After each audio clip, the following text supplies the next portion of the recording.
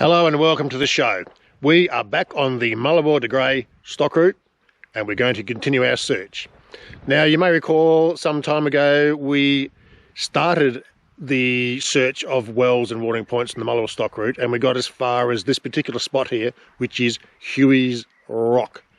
Now a bit of a history about the Stock Route. It starts at Mullewa or ends at Mullewa, depending which way you want to look at it. And Mullewa is a nice little town. We stayed there last night. Nice caravan park, very pleasant place to stay. So, the Stock Route is a length of 1,500 kilometres. There are around 55 wells and watering points on the Stock Route. The Stock Route was first used in the 1860s to move cattle up and down the state of Western Australia. And wells were, they commenced sinking wells in the 1890s. So we're going to start from here and continue our search, so stay tuned. Unfortunately, we weren't able to get to wells 4, 4A and 5 at this stage because some of the tracks were overgrown or blocked off, or there was a fence, and it was a little bit tricky at this stage, so we might come back to those wells 4, 4A and 5. This is well number 5, a nice looking well, a couple of water tanks, a couple of troughs. We are currently around 67 k's north of Mullewa. But there is some confusion because this well number 5 is as plotted on the 250 thou map, but it doesn't actually fall in the Mullewa to Grey Stock Route Reserve. So I'm a little confused at this moment.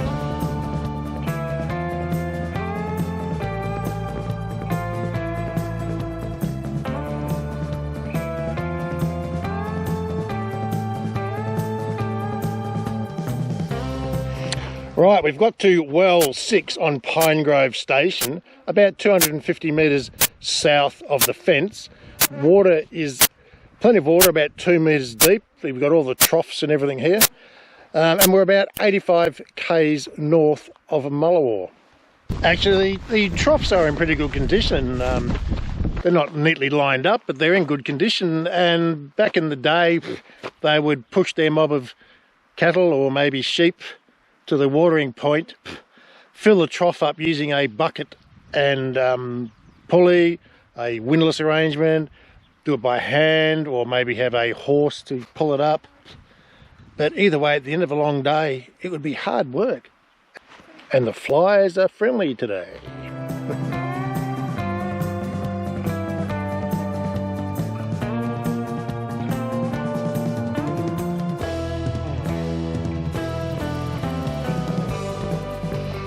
We are now north of Woolgarong Homestead at well 7. This is a nice well with water about half a metre from the surface. Diameter of the well about 2 metres. It's located in a creek and only 50 or so metres off the track.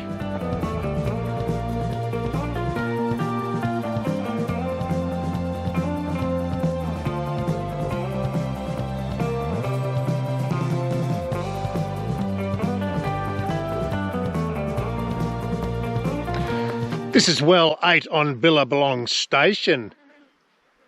It's a lot of infrastructure here, but it's nestled in amongst the bushes. We only just found it because of the tree with the Y in it. Part of the pulley mechanism was sticking up above the other trees. It was a lucky find.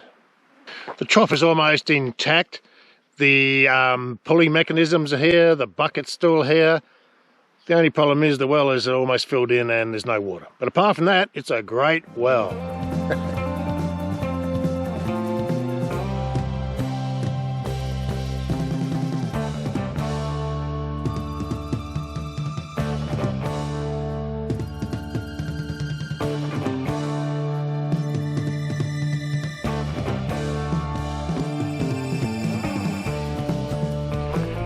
This is well 9, completely restored in 2001, just east of the main Murchison Mullewa Road on Bilung Station, and 26.2 k's north of well 8.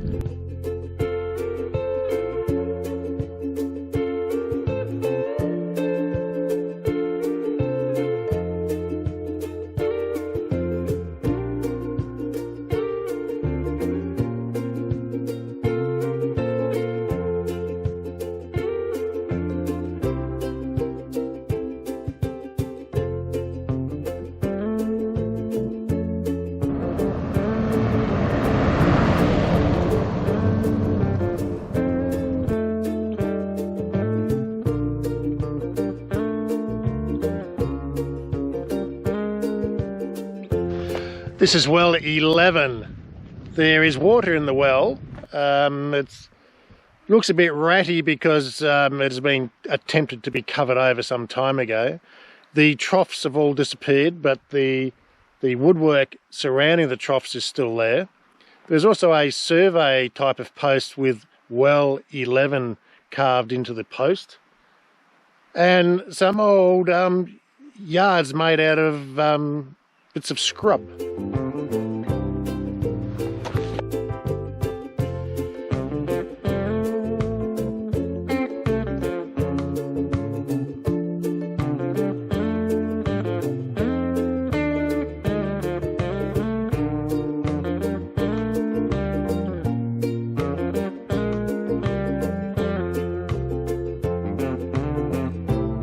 We are continuing our journey along the Mullewa Grey Stock Route. We are now north of the small settlement of Murchison. Nice little town, good spot to camp. So prior to the introduction of grids, they used gates. This is the original gate between Kerber Station and Mount Narria Station. However, between Mullewa and Gascoyne Junction, back in the day, there were somewhere around 100 gates to pass through over a distance of around 500 k's. So one of the solutions that the people travelling along the road came up with, whether they be travellers or trucks or whatever, was to travel in convoy. First person to open the gate, and everyone passed through, and then they end up on the back of the line and just leapfrog all the way through 100 gates.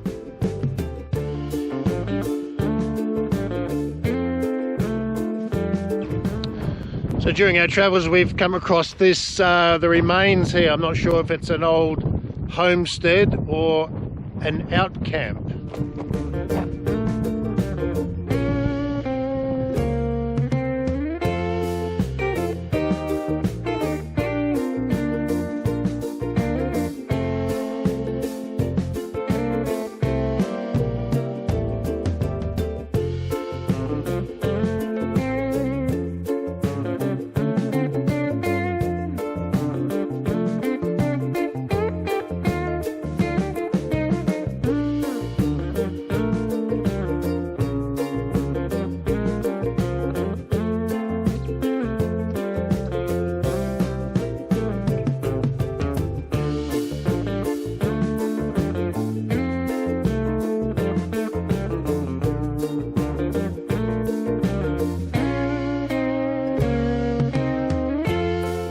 Well, we made it to well number 19, which is located approximately midway between Mullewa and Gascoyne Junction.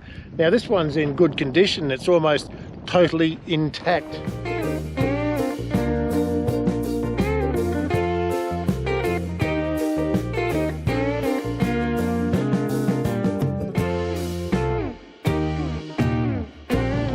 I was just having my lunch, which was, glad you asked, a ham sandwich, cheese, tomato, coleslaw, and plenty of pepper on top.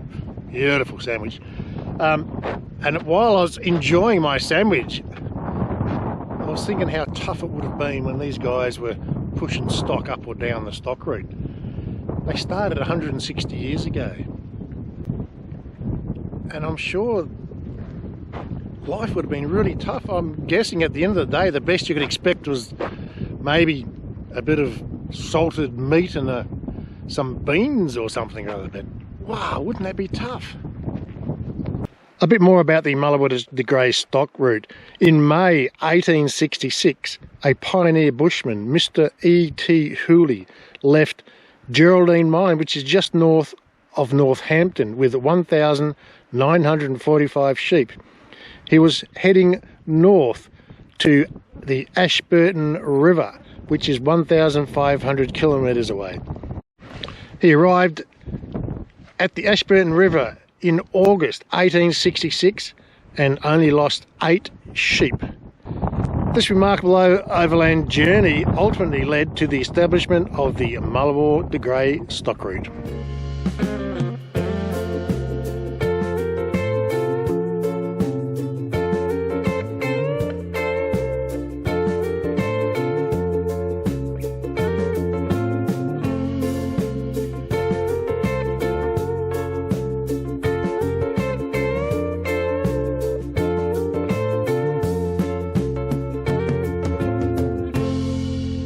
Bilung Pool, what a fabulous place for the drovers to have a break, enjoy the trees, the water with their stock while travelling the Mullewa de Grey Stock Route. Fabulous place. Perfect, absolutely perfect. It's like a dream come true. And the stock route got a lot of use. And 1934 was a very good season.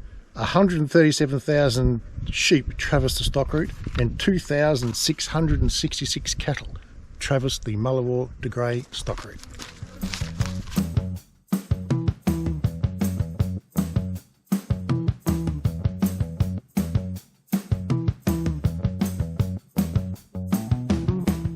This is well 20A west of the main road and about 3 k's north of Bilung Pool or Bilung Pool. The biggest difference I note here, apart from there's very little infrastructure, apart from a lid on the well, is the well is on the pile of dirt. The others, the dirt seems to have mostly disappeared.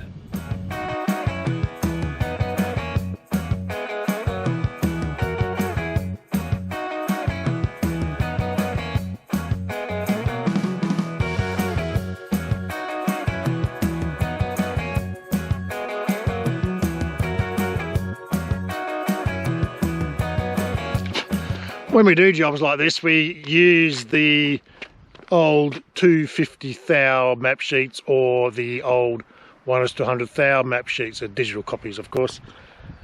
And on one of the 250 thous we notice a ruin, Coor De Wandy Ruin.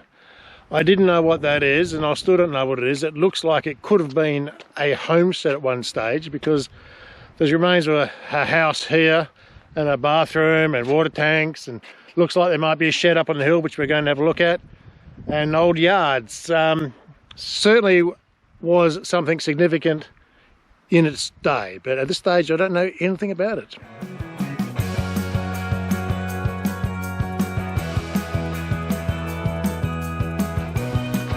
On the north side of the creek here at the Coor De Wandy Ruins, there's a very complex setup of sheep yards, maybe sheep traps.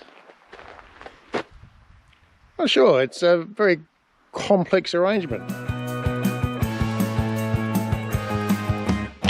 Well, that's it for this episode. I hope you enjoyed it. Please like, share, subscribe, but more importantly, keep watching because there's lots of good stuff to come.